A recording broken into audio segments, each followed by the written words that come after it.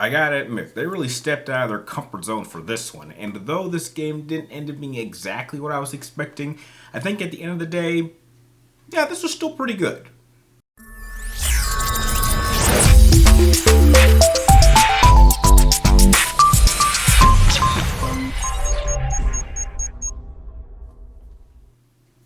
Well, what's up, there, guys? Brian here, the 3 Topics Game Hitter, share with you another one of my 3TG video game reviews. This time, I'll finally be able to get my own review out of one of my most anticipated games of this year, which was Final Fantasy XVI. Now, if you happen to enjoy this review by the end, please do not forget to like, share, and subscribe to track me on my future videos. And remember, if you guys have any ideas for future reviews, or rankings, or reactions, or just discussion of videos in general, please let me know in the comments down below, and I will try to get those videos up as soon as I can. Alright, so now that introductions are out of the way, it's time to jump right into my review of Final Fantasy XVI, so I hope you guys will enjoy. Going into 2023, Final Fantasy XVI was one of my most anticipated games of the year. It's been over 6 years since the release of Final Fantasy XV, and despite that game being a divisive entry in the franchise, I was one of the individuals that actually felt quite positively about that game, placing the franchise as a whole in a positive spot after the disaster of the 13 trilogy. Now, having finished my first playthrough of Final Fantasy XVI, while it wasn't quite the home run entry I thought it was going to be going in, I would still consider it to be a great addition to this franchise and a solid entry for those looking to experience the Final Fantasy franchise for the first time. The primary story of Final Fantasy XVI takes place in the world of Valistea, amongst warring nations seeking more power and control. Across these nations are magical crystals called Mother Crystals, and these are the main sources of power and energy for the people of this land. From this power are individuals known as bearers who can harness this power, with the strongest among them being known as dominants that can transform into powerful creatures known as icons. You take on the role of Clive Rossfield, who is the firstborn son of Rosaria's ruling family and acts as the protector to his younger brother Joshua, who is the dominant for the Phoenix icon. When the Rosaria kingdom is betrayed and Clive's brother Joshua is supposedly killed by a newly appearing icon, Clive is then enslaved and forced to fight for a different kingdom for 15 years.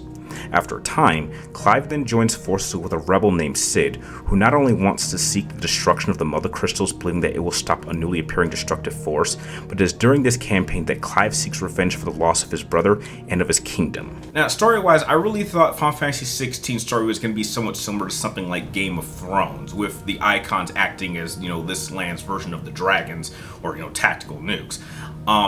That did not end up being the case, and in fact, going into this game with all the promotion that they had shown towards this game, I actually had a general idea of what the plot was going to be, and I think that had this game stuck to that plot, I think we probably would have ended up having a much better game. So there was definitely a number of surprises and unfortunate developments that really had me wondering why they made certain decisions the way they did. Like, several times over the course of the game, a character would just be killed off, and I would be thinking, oh, we're killing off that character this early? I really thought they would have a more important role. Or, oh, we're doing that. We're going in that direction instead of just sticking on the path that we're on right now and kind of heading in this general direction.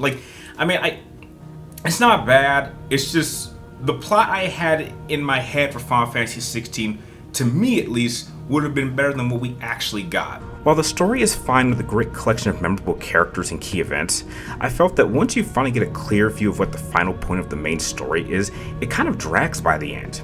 There is also an unhealthy amount of side missions that add absolutely nothing to the overall situation that plays out over the course of the game, and I understand that side missions are optional, but there are plenty of side missions that actually provide a great amount of character development to characters that we encounter and have multiple conversations with over the course of the game.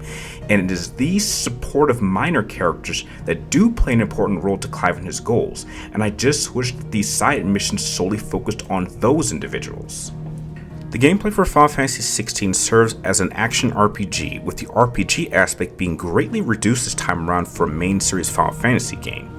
When it comes to exploration, instead of being able to explore a wide open map that expands across multiple areas, maps this time around are divided into separate areas that you have to fast travel to in order to explore. And while these maps themselves are a good size, having them cut off from the other maps makes them feel somewhat smaller than in previous installments. When it comes to combat, that too is also divided into two different variations. The primary combat will have you take direct control of Clive, with your primary attacks being sword strikes, basic magic attacks, and basic dodge movements. As you play through the game and collect powers from multiple icons, you will then have access to special attacks, and it is with these attacks you'll be able to do the most amount of damage, and once used, you'll need to wait for that particular special attack to cool down before you can use it again. As you deal damage to stronger enemies, a yellow bar below their life bar will begin to appear, and once it is maxed out, that enemy will be staggered, allowing you to go on the total offense and deliver a heavy amount of damage before the enemy can recover. Now, one element of this style of combat that I found really odd is how much of a non-factor your party members are. Over the course of the game, you have no say as for who your party members can be, and characters will seem to join and leave whenever they want, outside of perhaps your wolf companion Togo, who will stay with you for the most amount of time over the course of the game. What's more is that because your party members have no health bar, they can't be knocked out, so you no longer need to look after them, and they just seem to do whatever they want without you needing to give them any orders. Now, as nice as this sounds, this makes combat extremely easy, and for most battles that include party members, the enemy AI will actually target your party members and flat out ignore you, allowing you to attack them until they stagger, leaving them open to take even more damage.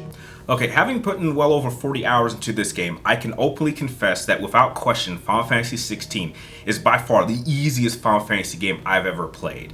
Almost criminally easy. I mean, I like that they decided to do something a little bit different this time with its gameplay style, but I really thought that the gameplay style would have replicated something similar to what we got in like Devil May Cry 5. I was expecting that level types of speed, and while they attempt to do something like that, it is greatly slowed down, and because of that, fights and battles in this game feel very formulaic. I ended up doing pretty much the same type of strategy in just about 90% of my battles, and I would always win.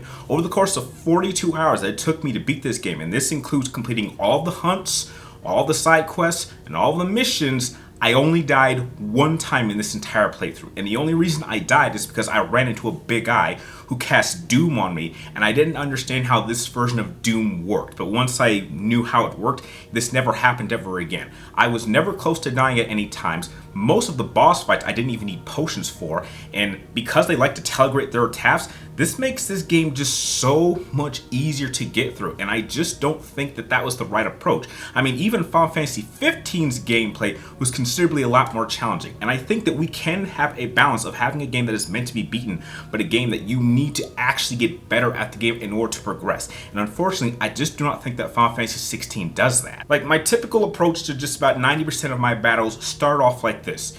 You would first start off with the battle starting. You would use Phoenix Swift to jump up close. You would spam the primary 6 special attacks that you had equipped with your icons. Then you would back out, spam the dodge button over and over times. And heck, you even have an accessory that allows you to dodge automatically in order to counterattack. And then once all of your special attacks that cool down, use Phoenix Switch, do it again, rinse and repeat. And that approach worked 90% of all the battles I went through.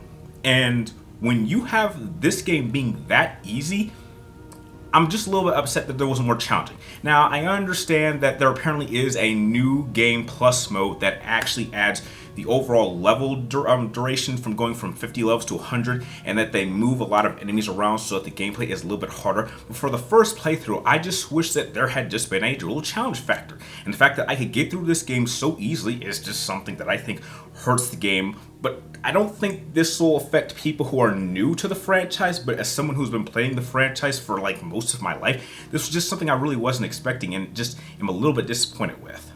The second variation of combat are the icon battles, and if I can just be blunt about this, but these battles are without question the best and my personal favorite part of this entire game, and what I will remember this game for the most. Up until this point, my favorite use of summonings had always been from Final Fantasy X, and having Aeon on Aeon battles was always fun, but these icon battles blow those out of the water. Having total control of your icon and taking on your opponent on such an epic scale gives you an experience that I've never had before.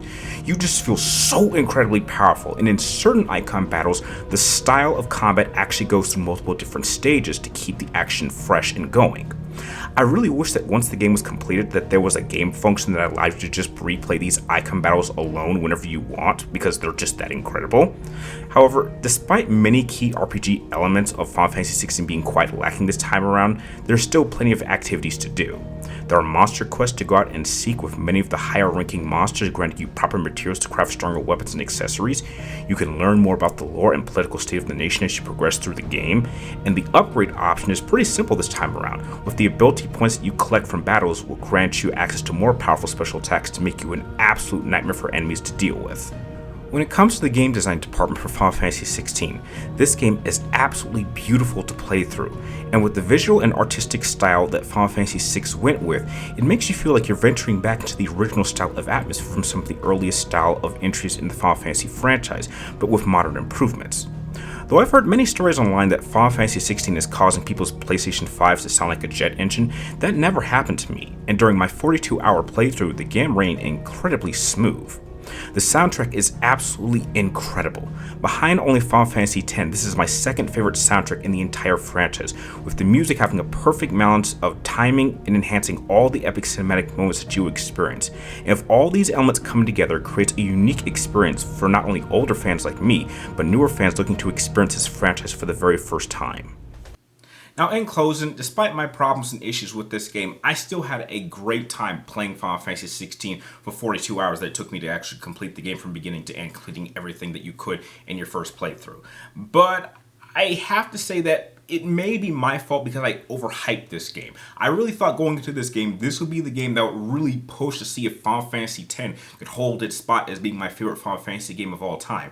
But the longer I played this game, the further down my list of favorite Final Fantasy games it ended up going, until we got to the point where it ended up having to go head to head with Final Fantasy 15. And when I look at these games back to back, I can openly say that they're almost on par with each other in different reasons. There's definitely a lot of things that 16 does better than 15, and there's certainly a lot of things that 15 does better than 16. And I would even say that while I think overall, when everything is said and done, 16 is a better game, I actually still think that 15 is actually a much better RPG than Final Fantasy 16. 16 definitely feels more of an action game than any other prior Final Fantasy game we've ever played before, and I just wish they'd been more open about that and just say that, heck, this is not really going to have very strong RPG elements and we want to go in this direction. I think had I been more present about that, then I probably wouldn't have been so hard on this game's gameplay style than I have. But overall, if I had to give Final Fantasy 16 a rating, I think overall I would give it an 8.5. Now, if you're someone who's never played a Final Fantasy game before and you're really looking for something that you want to jump into, I actually think that 16 would be a solid introduction to the franchise, but I would be very, very cautious going back and playing older games because this game feels very, very different. It really does stand apart. But heck, as long as you can play those icon battles, then you're in for some incredible cinematic moments that you are going to be thinking about long after the game credits start rolling. So that's my thoughts on Final Fantasy 16. Now, if you did happen to beat this game, let me know your thoughts in the comments down below. And like always, thank you guys for watching. You're awesome, and I'll catch you all guys next time.